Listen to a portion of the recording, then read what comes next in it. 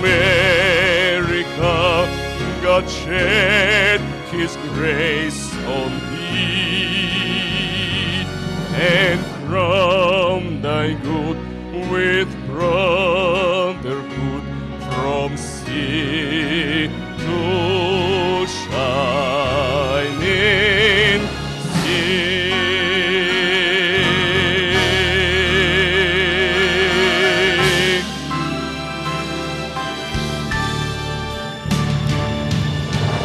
God bless America, land that I love.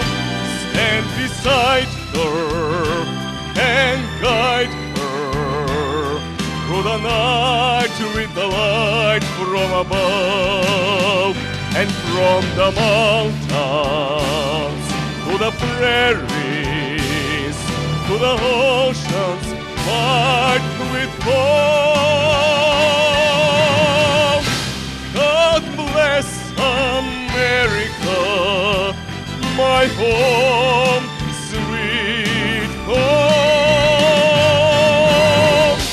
God bless America, my home, sweet home. America, God bless America.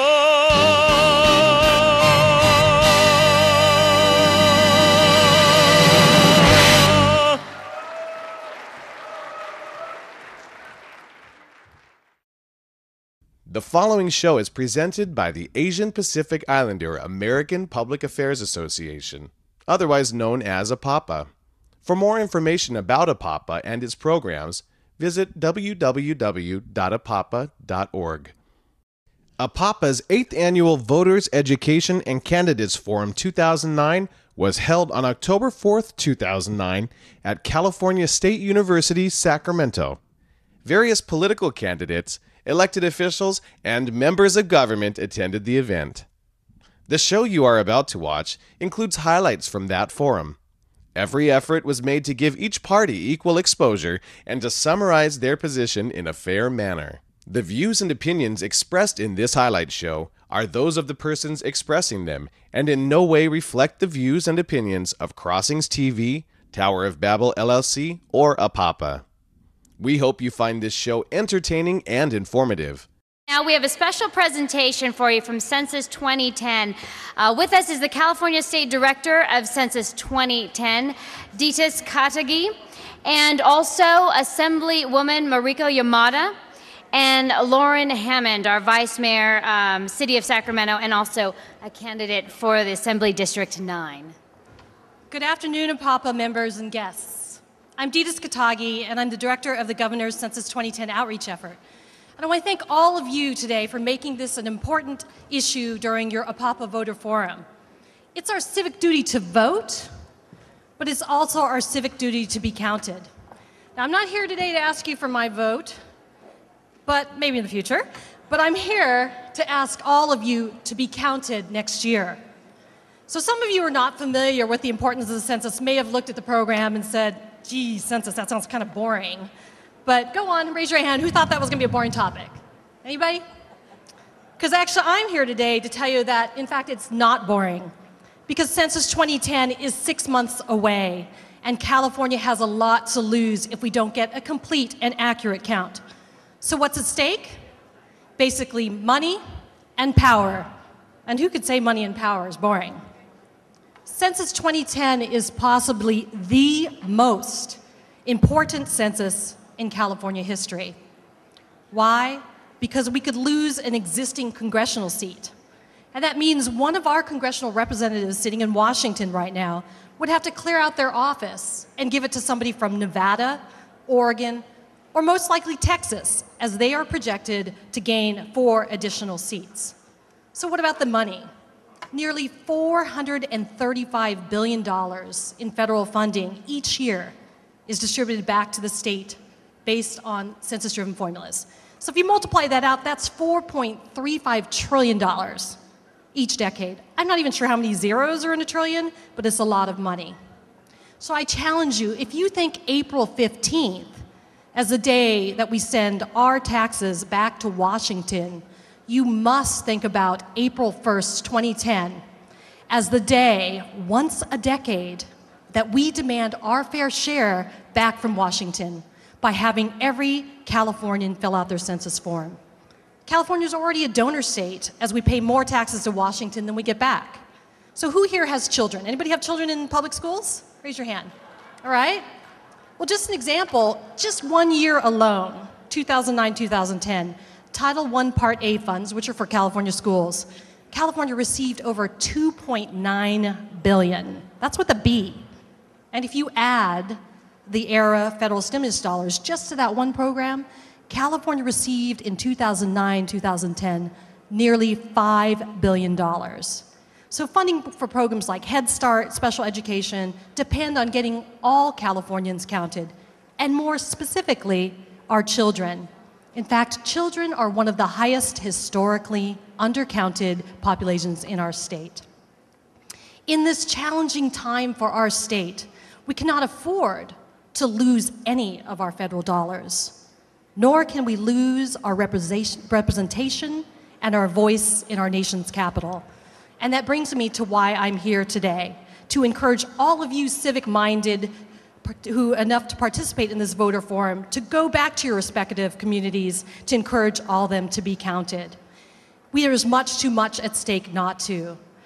It is so vitally important that you encourage everyone to fill out their form because our schools, our communities, and the very foundation of our democracy depends on it. Finally, I urge all of you to be Californian and be counted. Thank you very much.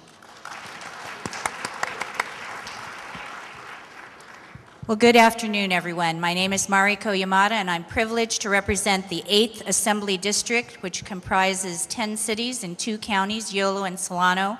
So hello to all of you who are from those 2 counties. We didn't have to travel too far to come to today's APAPA event. I am a member of the Assembly Select Committee on the Census, and I also, I believe, have the distinction of having served in a census 3 decades ago when I was in Washington, D.C., and part of the national quote-unquote community education, otherwise known as campaign for the census. You know, you might wonder why we would be having a panel on the census today when it is a political forum.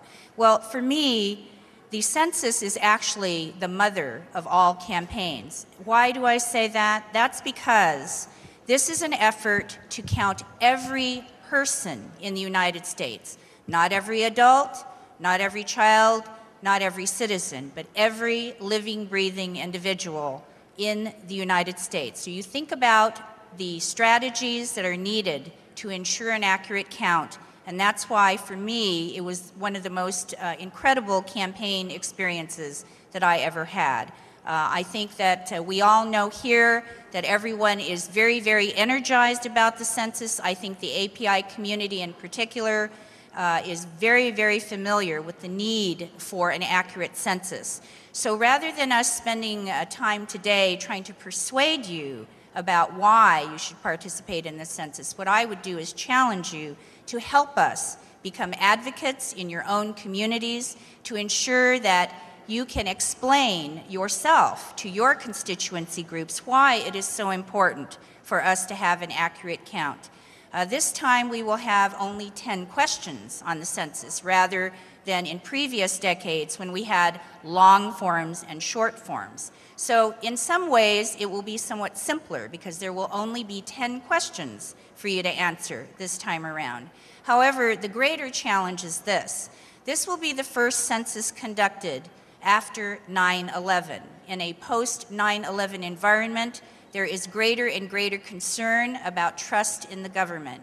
But I need to tell you that if any of you have a cell phone right now, I think the government knows where you are because your cell phone contains a chip that can be tracked, and if you think that people don't know where you are, we do know where we all are right now. So please help us by ensuring that the important social and demographic data that we will need to be able to establish programs and services for all of the people that we care about the most are accurately reflected in a very high percentage count. And what I want to do now is just say thank you to all of you for wearing a Census 2010 pin. April 1 is Census Day in the United States. April 1 is also sometimes known as April Fool's Day. Let's not be fooled on April 1st. Let's make sure that we know exactly what's going on and that you can also help us by explaining the importance of an accurate census for 2010. Finally, I will be convening two census meetings in my own district next week, one in Yolo and one in Solano. If any of you have any interest or concerns, you can always call our office at the Capitol, 319-2008.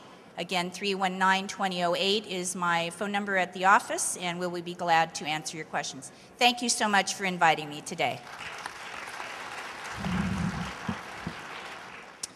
I know that in the Asian Pacific Islander community, there is a fear of government. Whatever home country you're from, that has sometimes been a problem. Well, let me just tell you something. I was born here, my mama was born here, my grandmama was born here, my great-grandmother, and we have a fear of government. We should understand that black people can sometimes be as fearful of government as new immigrants. But you know what? When the U.S. Census asks you to turn in that form, all they're going to do is count you. And sometimes you wonder, what difference does it make and why is it important? Well, if you can't get that bus stop, it's because they don't know you're there. If you can't get health care, it's because they don't know you're there. When you don't have enough teachers in your school, it's because you didn't count your children. That's why it's so important. I've heard grandmothers say, well, I have custody of my grandchild, and I don't want anybody to know because the checks are coming here, there, and everywhere. The census doesn't care about that. All they care about is that you live there. That's all. You're going to get the form not on April 1st. It's actually going to start coming in the mail March of 2010. All I ask you to do is fill it out. It won't take that long. And in some families, there's always somebody that's designated to do all that work. So talk to your friends and your neighbors and your family members and make sure in each unit there's somebody that's going to answer that form. In the city of Sacramento, we have a complete count committee. And I'm very proud of our committee. Ofa Mann is our co-chair with me and Velma Sykes. And what we want to do is reflect the true Sacramento. The only way to do that is for everyone to be counted. Thank you.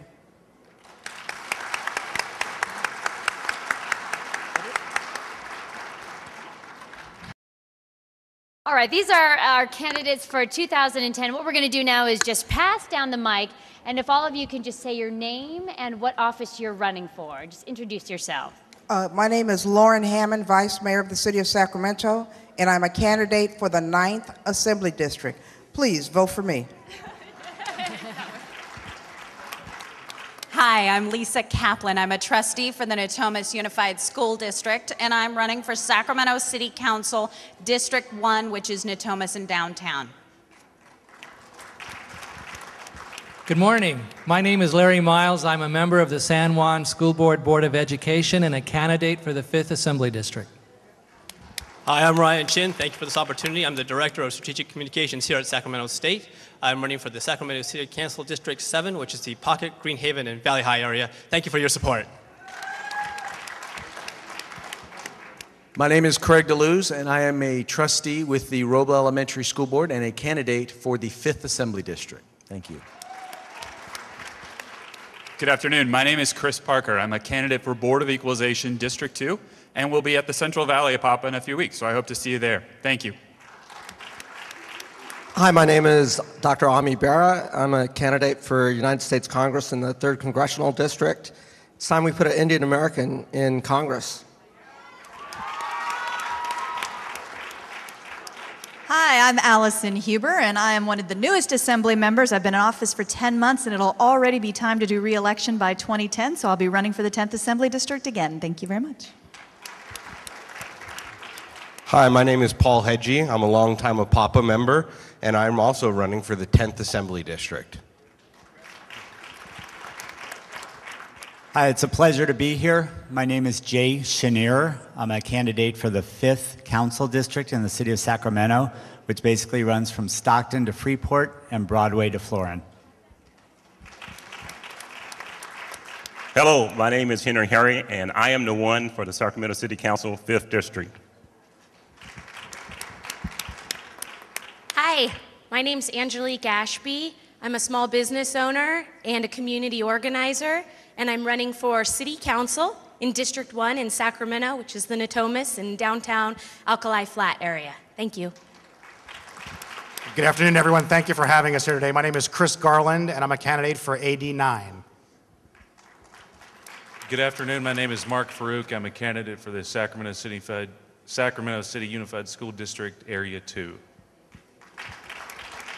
Hello, everyone. My name is Phil Cerna, and I'm a small business owner, and I'm running for Sacramento County Board of Supervisors, District 1. I'd appreciate your support. Good afternoon. I'm Jim Cooper. I'm a councilman with the city of Elk Grove. I'm also a captain with the Sacramento County Sheriff's Department. I'm running for sheriff of Sacramento County. Good afternoon.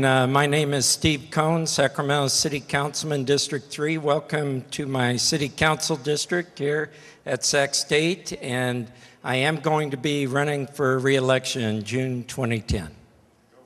Thank you. Yeah. Go Hornets. Hi, I'm Richard Pan. I'm a pediatrician at UC Davis, and I'm a candidate for Assembly District 5. Time to get another API candidate in the legislature. Thank you. Good afternoon. My name is Garrett Yee. I'm on the Ohlone College Board of Trustees in Fremont. I'm an Iraqi war veteran, and I'm running for the 20th Assembly District in 2010.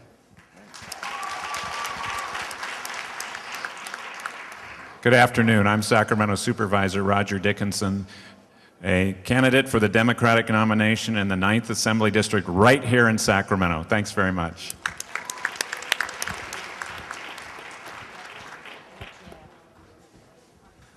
Okay, there they are. Now that you know what they look like, go up to them, put them on the spot, and ask them tough questions, okay? Thank you, guys. Thank you. We're now going to have a debate between the two candidates to succeed John McGinnis for Sheriff of Sacramento County. Please welcome Captain Jim Cooper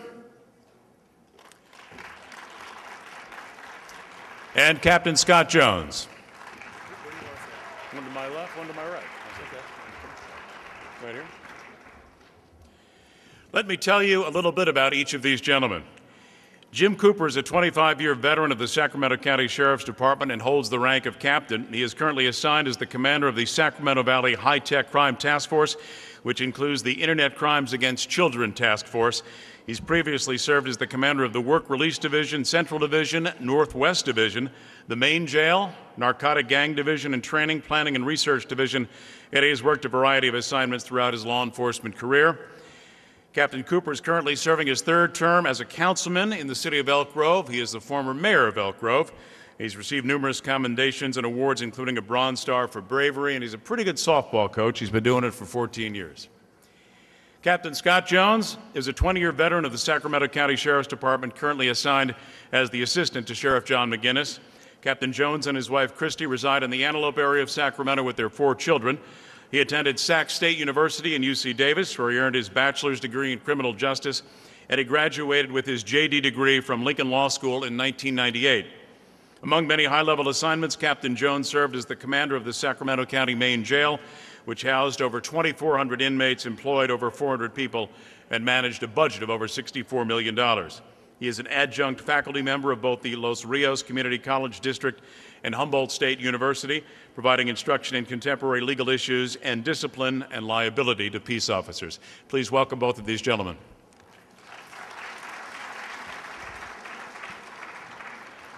Gentlemen, let me go over the format for this debate.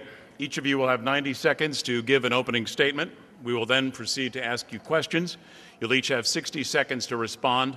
and each will get a chance to respond to the question before we go on to the next question. When we have finished our question and answer session, each of you will have 60 seconds to give a closing statement. We clear on that? Yes. All right. Going alphabetically with Captain Cooper, let's ask the first question. The recent Sheriff Department budget cuts resulted in the loss of many deputy sheriff's positions. How will you ensure Sacramento County neighborhoods can be provided the necessary patrol coverage that will maintain community safety and protection? You know, number one, it's time for a new direction change. With the department for 25 years, and we lost 120 deputy sheriffs. The sheriff laid off 120 deputies, and the big concern amongst the public right now is public safety. If you call 911, will somebody show up? You know, first of all, we lost out on stimulus funds. Sacramento Police Department got $12 million. We got nothing. I've been on the Elk Grove City Council now for 9 years. I've been back to Washington and lobbied numerous times and have bought money, at least $200 million back in funding to Elk Grove for projects. So number one, I would go meet with our members of Congress and lobby them and hopefully get some more money and bring it back. Number two, the Work Release Division. That brings in $6 million a year for folks on ankle bracelet monitoring and also picking up trash in the freeways. We cut that unit. It's not bringing in as much money as it should. So I'd reestablish that unit, pump it back up, and that's the release valve for the jail. You have to do that. And also bring in more federal inmates. Obviously, the main jail and the branch jail, we currently have contracts with the feds where we house federal inmates and bring in money. So really the big issue is generating revenue. Right now, everybody's hit hard. And out of the 58 counties, why was our county forced to lay off 120 deputies versus the other 58 counties in the state of California? That's a good question to ask, and because of mismanagement. So as sheriff, I would go ahead and establish those ties and bring money back through our legislatures and also reestablishing current programs that we have with the Sheriff's Department. Thank you. Captain Jones. That's a critically important question, especially during these times. There's a couple of components to it. Number one, we have to make sure that we have consistent ongoing funding for the Sheriff's Department. We can do that a couple of ways. Countywide ballot initiatives to reflect the public's desire to make public law enforcement their number one priority, as well as expanding enterprise-based services within the Sheriff's Department, such as alternative sentencing, as well as some of our other functions, contracts. And plus, we also currently, those are down the road issues, currently we need to do more with less. We need to become more efficient with what we do. We need to look inwardly and outwardly, look at methodologies both internally and externally throughout the industry to make sure we're doing the best we can as the custodian of taxpayers' dollars. That's the one part about the budget. In terms of responding to the question about how do we provide the level of service that the community needs and requires, those issues are going to help, becoming more efficient to have more resources to utilize, but also building a base of community trust and giving the communities the ownership of their own public safety in collaboration with the Sheriff's Department, and that's going to start with the relationships and community trust. All right, Captain Jones, the second question will be for you as well. Why did the department lose out on federal funding dollars this year, and what would you do to replace these monies? That's a great question, and it's kind of a technical question. The COPS grant funding that we were eligible for, and all very hopeful that we would get, had a couple of interesting issues. Number one, it was a checkbox type format. A couple of the questions that they asked were, have you suffered any layoffs? Do you have any people scheduled for layoffs? Candidly, we had to answer no to both of those questions because the numbers from the county executive were not forthcoming at the time we filled out the application. We explained the timeline for the events for layoffs and the scheduled layoffs very openly in the text part about it. Unfortunately, we learned afterwards that the text was not read. It was only the checkbox. So we did lose out on that funding. Sheriff McGinnis has been back to Washington, D.C. even last week to try and get on top of things for the next go-around starting October 1st, and we're very hopeful that we will try and get some restoration of funding under that process. Captain Cooper. You know, it's funny, we had checkoff boxes. SAC PD hadn't laid anybody off either, but yet they got $12 million plus an additional $2 million, I believe, and part of it was mismanagement. It's not the sheriff's fault. The economy's in the toilet. It's one of those things we're dealing with, and all public officials are dealing with that, but it's through mismanagement, and that's really the key issue with that, of the funds. We didn't get it. And in the past, we've got a number of positions through COPS grant funding. We've been one of the successful poster childs in the nation for COPS funding during Glenn Craig's administration and Lou Blannis's. During Sheriff McGinnis' administration, we've lost bodies, 120 officers. You don't have officers out there on patrol, it's less now. No narcotic officers working narcotics and gangs, you have less. So it really affects the community and the API community. I spent 9 years in narcotics and gangs working undercover and saw how it affects our community. And now, with the loss of those officers, you don't see the enforcement out there. So it really is a problem that involves all of us.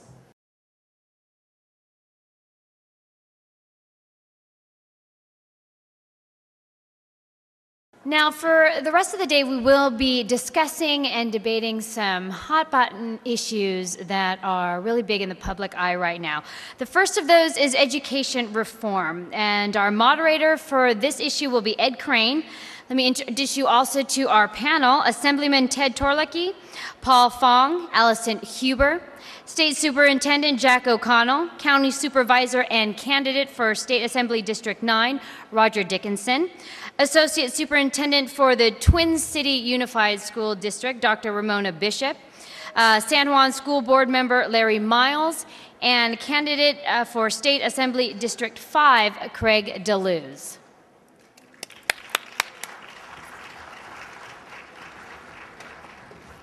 Thank you very much, May. Good afternoon, everyone. We're going to talk education here, and specifically, we're going to talk about something that the Obama administration is doing. It is a $4.35 billion program, which the administration calls the Race to the Top. Each of our panelists will have 2 minutes when I introduce them to talk a little bit about themselves and what they're doing to further education reform. And then we're going to ask a few questions regarding Race to the Top, and they'll have 3 minutes each to answer the question. Is everybody with us? Okay. I'm a big believer in ladies first, so why don't we start with Allison Huber. Thank you. And I wanted to thank APAPA and thank CCN again for inviting all of the elected officials to come here. This is my 3rd year at this event, so I really appreciate everybody coming out. Thank you. I just wanted to, in opening, make sure that everybody knew, as I came the last 2 times, I was a candidate. Now I'm coming as somebody who has only been serving in the state legislature for 10 months. But one of the first things I did when I came into office was to lobby the Speaker of the Assembly to create a committee on lowering California's high school dropout rate. Because my concern was that in a time of economic crisis, when we're cutting education, we really need to make sure that we're focusing on those problems, even if we don't have the money or the resources right now. There are things that we can be doing that don't cost money, and I'm working on that with the Select Committee on Lowering California's High School Dropout Rate. And we had our first committee hearing about a month ago, and I hope that you will stay tuned, look on my website. You can find out about more upcoming hearings, and we take testimony from everyone in the public. And I know, as most of you know from the last 2 times that I came here, I was one of those kids who almost dropped out of high school. I came from a modest background, but fortunately had some opportunities in education that helped me change my life, and now I'm sitting in the state assembly and trying to make changes so that other people have opportunities in their lives to really make a difference. My parents were on welfare when I was born, and we moved 10 times in K through 12. Fortunately, I had wonderful role models and wonderful teachers along the way. One teacher who talked me into joining the speech and debate team, and I joined, and 3 months later, I won a gold medal at a national speech and debate competition. Yeah, it changed my life forever. So I'm happy to be on this panel, and I want to thank Ed Crane for being the moderator. I know we have a lot to cover, so I don't want to take up any more time, but thank you so much for having me. Thank you, Allison. Next is Dr. Ramona Bishop, the Associate Superintendent of the Twin City Unified School District. Good afternoon. I'm Dr. Ramona Bishop. I'm the Associate Superintendent of Twin Rivers Unified School District. On behalf of our board and our superintendent, I bring you welcome from the north side of Sacramento.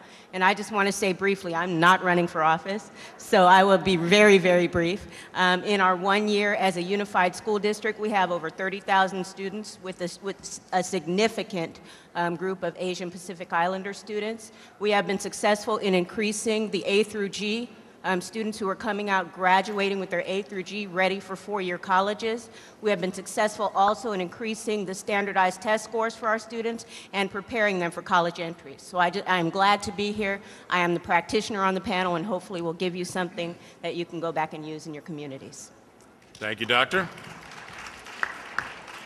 And next we'll hear from Lisa Kaplan with the Natomas Unified School District.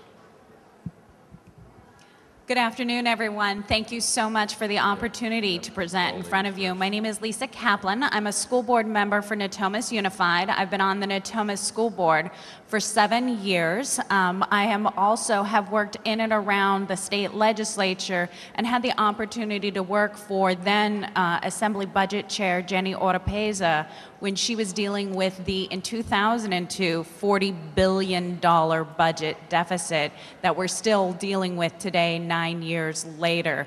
Education has been a passion of mine my entire life. It started with my mom in a small town in Oregon, running a daycare out of our house across the street from the elementary school. So in that small town, if you couldn't find your child, it was my mother's house that they were found at.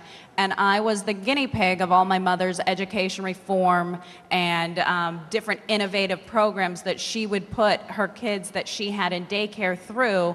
And my mom should be known that in that town, the school district came to her and had her develop a program for success for children in low-achieving houses and for making sure that there were child development programs. So for me, being up here is a real honor because there is nothing better than making sure that a child has a chance of success and that all children succeed equally.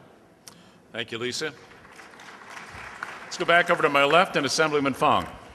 Thank you very much. My name is Assemblymember Paul Fong. I serve the Silicon Valley area, Assembly District 22, which encompasses Mountain View, Sunnyvale, Santa Clara, Cupertino, and San Jose.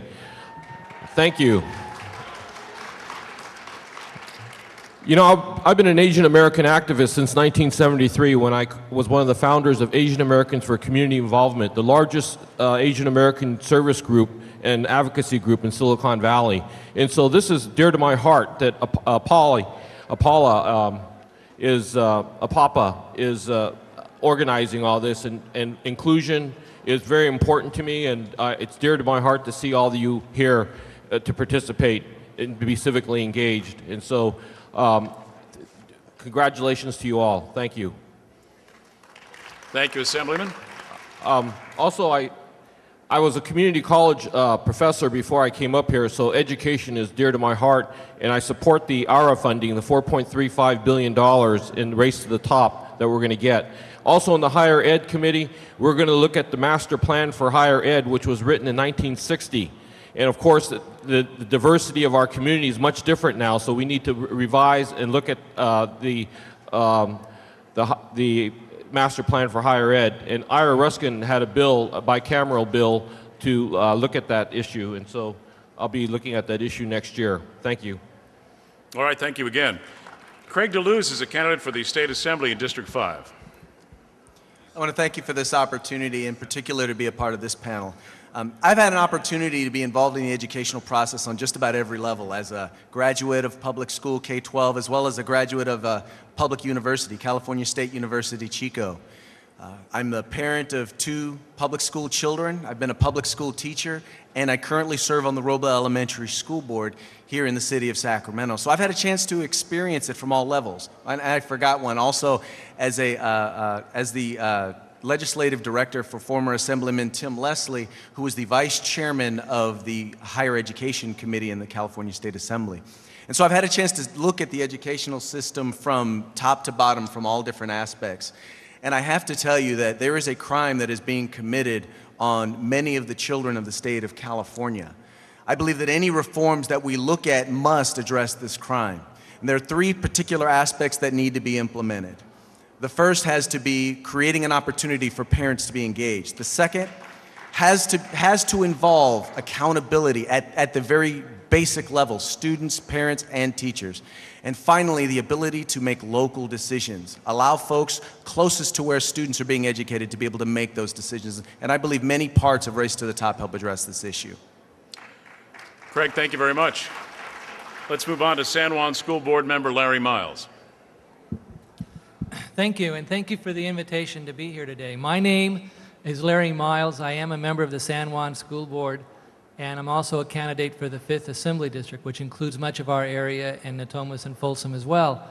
I will tell you that since 2004, when I was first elected to the school board, San Juan has been working very hard to address a number of the issues that really are the focal point of some of the Race to the Top language. We've worked hard, for example, to infuse technology into our instruction, to use data, to give our excellent teachers every professional development opportunity, and to put good instructors in front of kids. Right now in California, it is, I don't think, an exaggeration to say that there are a lot of challenges facing education, and they require everyone working as hard as possible to address them. But the central core point, I think, is that Californians have a commitment to public education. We care, we understand that it impacts children, and I think that that is one of our highest priorities. So despite the economic challenges that are impacting the state, I think we're all in this room today and we're all listening to this conversation about education because we are committed to ensuring that kids have the best educational opportunities that are available. Thank you. Thank you, Larry. Up next is Gustavo Arroyo with the City of Sacramento Unified School District. Good afternoon, and thank you first of all for having me here. My name is Gustavo Arroyo, and I'm a board member for the Sacramento City Unified School District representing Area 4, which encompasses the southeast portion of the school district and the city of Sacramento. The school district serves about 44,000 students, about 20,000 adult ed, and it's probably one of the most diverse districts in the entire nation, with about 33% Latino and the other ethnic groups making up about 21% of the district. We have an English learner population of almost 30%, so you can pretty much get an idea of the diversity of the district. I can say that this district is pretty much in transition. I think most importantly, just less than 2 months ago, we had an opportunity to hire a brand new superintendent to our district that has brought new energy and new ideas to the district. Prior to his arrival, I can really say that the transformation occurred last year when 4 new board members became part of the board. And hardly we have been fighting on issues of diversity and equity, issues of parent engagement also, and primarily when we have to deal with the budget, one of our main challenges is how do we bring equity to those changes as we trim the budget and make those hard decisions. So with that, I would just like to wrap it up. Thank you very much, Gustavo. And finally, we'll hear from County Supervisor Roger Dickinson, who is running for the State Assembly District in the 9th District. Good afternoon again, and thanks to APAPA for this annual forum. What a great opportunity to get an exposure to a wide array of subjects and office holders and candidates. I'm lucky enough to be entirely the product of public education in the state of California from kindergarten through law school.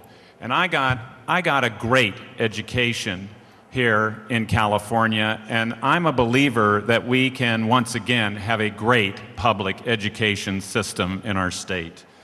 You know, this is something that we have spent a lot of time on through our County First 5 Commission, which I chair, where we are spending about $5 million currently on school readiness to make sure that our littlest ones are prepared when they show up for kindergarten, for Gustavo's work as a school board member and Larry's work as a school board member, because we know that kids learn better throughout school when they're prepared at the beginning.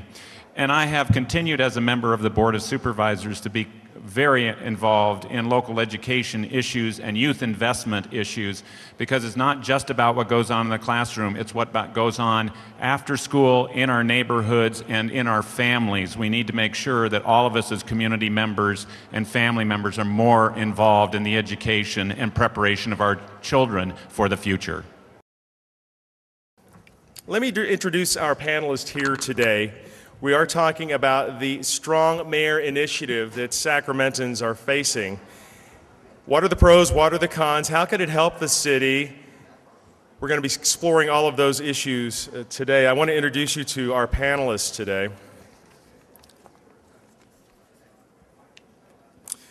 On my right here is Jeffrey Dorso.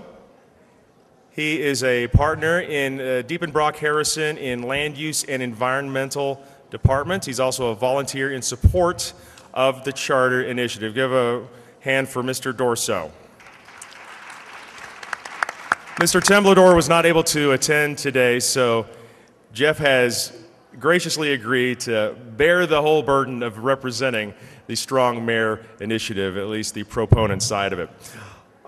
To my left over here, the opponents of the Strong Mayor Initiative, starting on the far end, Matt Kelly, Executive Director of the Sacramento Sierras Building and Construction Trades Council, an umbrella organization that represents building and construction trade unions in Sacramento and the surrounding counties, manages governmental affairs and advocates the use of union labor in the building and construction industry. He's an elected official serving as a district director of the Sacramento Metropolitan Fire District, which serves the unincorporated areas of Sacramento County. Mr. Kelly.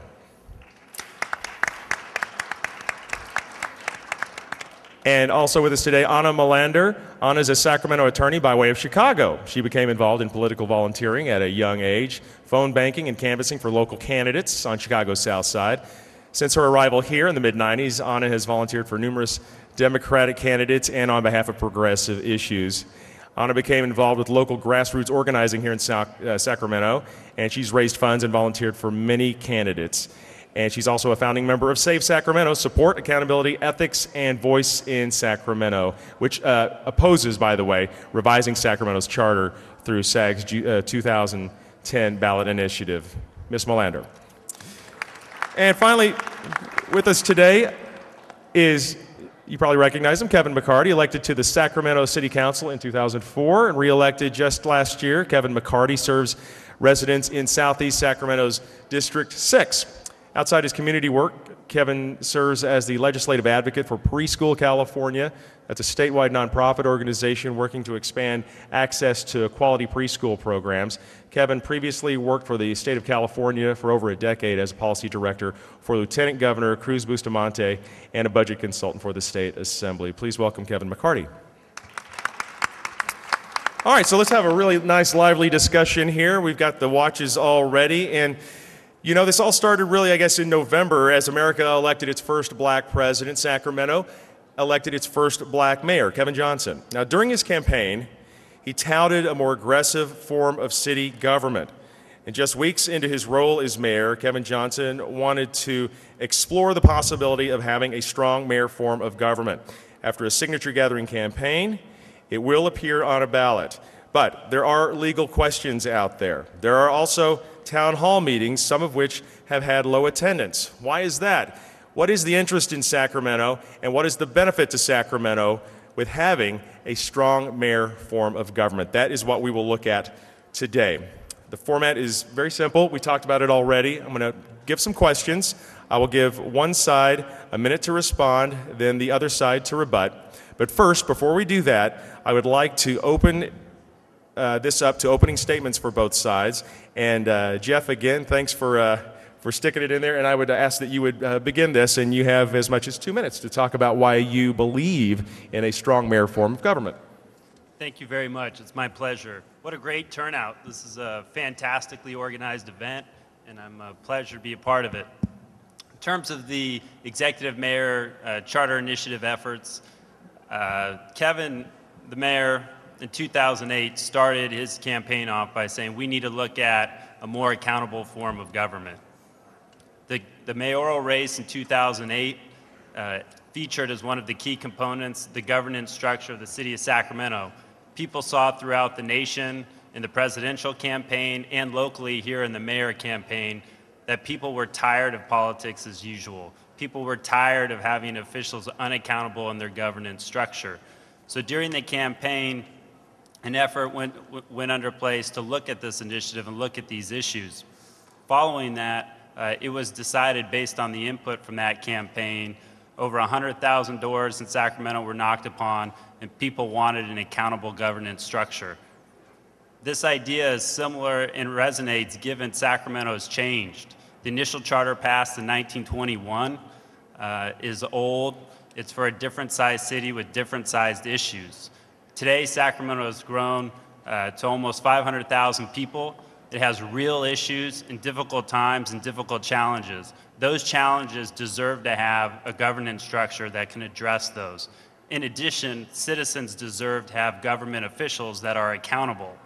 Right now, most people don't realize the city council members, whether it be Honorable McCarty or the mayor, are expressly prohibited from talking to or giving direction to any of the 4,500 members, employees in City Hall. They have to go through a non-elected, non-accountable city manager.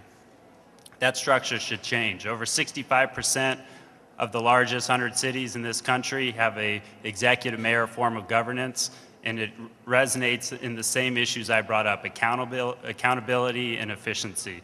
So that's really what this charter initiative come down to. All right, Jeff, thank you. And to the other side, we'll have one response here, opening statements. Thank you, Galston. I also like to begin by thanking APAPA and the godfather, CCN of APAPA, for bringing us out here today to talk about issues important to Sacramento. I'd also like to start and recognize it's important for Mayor Johnson and the other side to bring about this issue, talking about reforming our city government, talking about change. But like the panel 2 ago, that's absolutely the wrong prescription to dealing with our form of government. You know, there are many arguments against this. Some people argue that the mayor just isn't the right individual to have this type of power. Some argue we should wait until 2012 for this debate when the mayor's up for re-election. But I think we just want to talk about today how it's just a bad plan. It's just a poorly crafted plan. It creates way too much power for one individual. You know, some of the proponents talk about how this would create a strong mayor. What they don't talk about is this would create the strongest mayor in America. Read the initiative for yourselves. It would essentially create a king here in Sacramento. And we know history shows when we have unchecked representation from one person at the top, it leads to systems where we have corruption and just really an ineffective form of government. You know, there's a reason our founding fathers 200 years ago created these processes. Some people call it too much process, too much dialogue up there at a city council meeting. But what it really is checks and balances. Two forms of government where you want two branches of government where you want to have people to have the opportunity to discuss issues. We're going to look at updating our city charter through the city council in the coming months, but the bottom line is we want to make sure our government has checks and balances, has the opportunity for groups like APAPA to get involved in the process. That's one of the best things about Sacramento. We reflect our diversity in our government. We want to make sure that groups like yourselves have the opportunity to come and work on issues that are important to the city of Sacramento. In sum, this is wholeheartedly the wrong prescription for Sacramento, and we look forward to having the discussion over the next 10 months about what this initiative really does. Thank you. Thank you, Kevin. So here's how this works this afternoon, folks. We had some audience members submit questions of their own. So we will read them now, and I will read them, and we will have one side discuss what they want to say, and then we will have a rebuttal from the other side. So first question up this afternoon, how would the Strong Mayor Initiative make the mayor more accountable? We'll start over here. Well, I can speak to that issue. City government would actually be less accountable under the Strong Mayor Initiative. Right now, residents, when they have issues to resolve, they discuss that with their current council member. Those issues are resolved through a process. Neighborhoods, representatives working with their elected officials. Under the Strong Mayor Initiative, the power of these representatives would evaporate, and the mayor could overlook the needs of any single neighborhood looking at the city and with no accountability.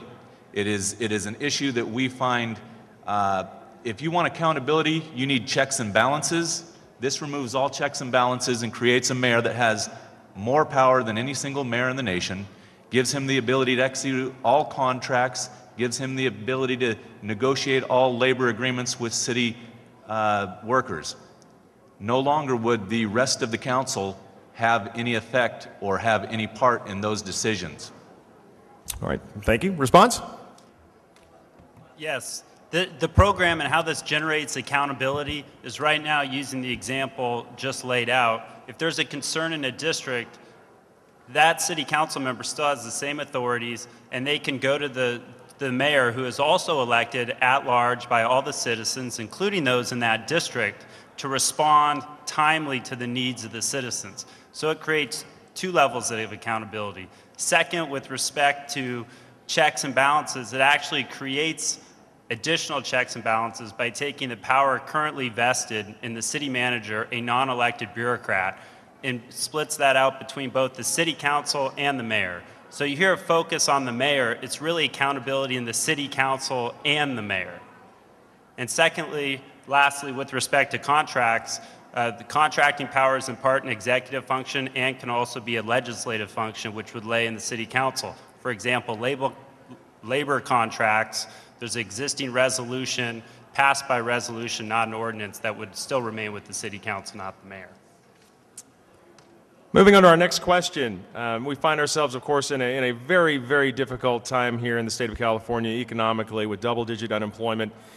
So here's the question. What are the immediate changes that a strong mayor vote will be imposed to improve community support for economic development? So I guess to kind of sum this up a little bit, how would a strong mayor help spur economic development? I'll start over here with you. Okay, I'll focus on a real clear example. Right now, the city manager has 9 supervisors or bosses, each independent city council member. That city manager serves at the will of those council members and is constantly juggling 6 votes to stay in power, and to move forward on an economic issue has to check in with all of those. As a result, difficult projects that require economic development and leadership, such as K Street, which is still lying dormant, the docks, which is still lying dormant, an arena, which we have failed and failed and failed because they don't have leadership. They don't have one person who is accountable to the voters to make the tough decisions. This system would put the mayor, elected by the citizens, accountable for these types of decisions in economic development. So again, to turn it to this side, how would a strong mayor not help economic development? I don't know if it would not help, but I don't think it would really help. I think it's really a team approach that the city of Sacramento needs to work out with our players, our council members, our staff, our economic development team, led by the mayor. But a lot of these things are based upon economic conditions. You know, there's this big fallacy and there's this romanticism that if we have a strong mayor, we'd be able to get a new King's Arena. The railroads would be done. K Street would be like Disneyland. But just look at our other examples of strong mayor.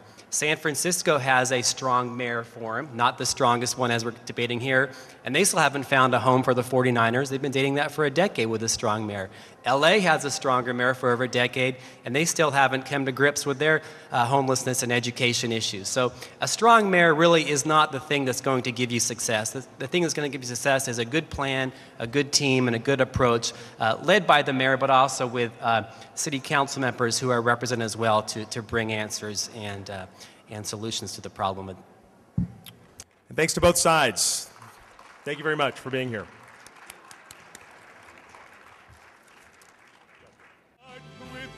If you have any comments about this program, we'd love to hear from you. Visit www.crossingstv.com on the web or send an email to info@crossingstv.com. You may also write us at Crossings TV, 2030 West El Camino Avenue, Suite 263, Sacramento, California, 95833. Your opinion matters to us and is greatly appreciated. America. The 8th Annual Voters Education and Candidates Forum 2009 was brought to you by APAPA and these sponsors.